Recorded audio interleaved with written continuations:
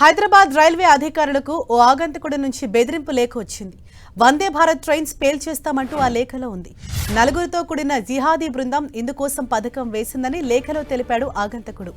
ఈ లేఖని నెల 3న పోస్ట్ చేయగా రైల్వే అధికారులకు అందింది.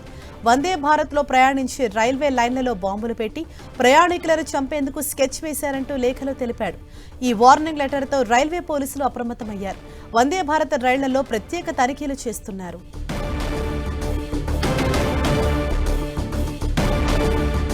మరింత సమాచారం మా ప్రతినిధి కిరణ్ మనకు అందిస్తారు. కిరణ్, ఏదైతే ఈ వందే భారత్ ట్రైన్స్ కి సంబంధించిన ఒక బెదిరింపు మెయిల్ ద్వారా మరి అధికారులు ఎటువంటి చర్యలు చేపడుతున్నారు, అంటే దీని వల్ల ఏమైనా ట్రైన్స్ క్యాన్సిల్ చేయటం అలాంటివి ఏమైనా జరుగుతున్నాయా?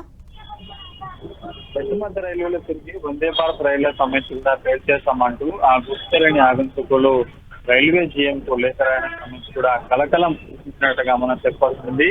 దేశవ్యాప్తంగా అటు పదుల సంఖ్యలో వందే భారత్ రైళ్లు కూడా ట్రావెల్ చేశాయి. కానీ ముఖ్యంగా హైదరాబాద్ అది సంబంధించి దక్షిణ మధ్య రైల్వే సంబంధించి కూడా ఇటు పదుల సంఖ్యలో కూడా రైళ్లు వివిధ ప్రాంతాలకు ట్రావెల్ చేస్తున్నాయి. కానీ ఫిబ్రవరి 3వ తేదీన ఆగంతకుడు వందే భారత్ ముఖ్యంగా దక్షిణ మధ్య రైల్వేలో తిరిగే వందే భారత్ రైలును ఏం చేస్తామంటూ కూడా లేఖలో పేర్కొన్నాడు. ఫిబ్రవరి 3న రైల్వే జీఎం కి పోస్ట్ ను పంపించినట్టుగా గుర్తించడానికి లెటర్తో అప్రమత్తమైన రైల్వే అధికారులు కూడా ఈ రోజు ఉదయం హైదరాబాద్ ముఖ్యంగా సికింద్రాబాద్ నుంచి వివిధ ప్రాంతాలకు వెళ్లే వందే భారత్ రైళ్లకు సంబంధించి కూడా అత్యవసరంగా తనిఖీలు చేపట్టారు. కానీ తనిఖీల్లో ఎలాంటి అంటే కొంత వస్తువులు కావచ్చు ఎలాంటి లభించకపోవడంతో చూపించుకున్న పరిస్థితి కనిపిస్తుంది. కావాలని ఎవరైనా ఆగంతకులు అధికారులను ఇట్లా చేసేందుకు మాత్రమే లేఖ రాశారన్న పనులు కూడా దర్యాప్తు కొనసాగుతుంది. రైల్వే జీఆర్పీ పోలీసులు కూడా ఈ ఆగంతకు లేఖ సంబంధించి కూడా ఎక్కడి నుంచి పంపించారు ఏంటన్న సమాచారం కూడా రాబట్టే ప్రయత్నం చేస్తున్నారు. ముఖ్యంగా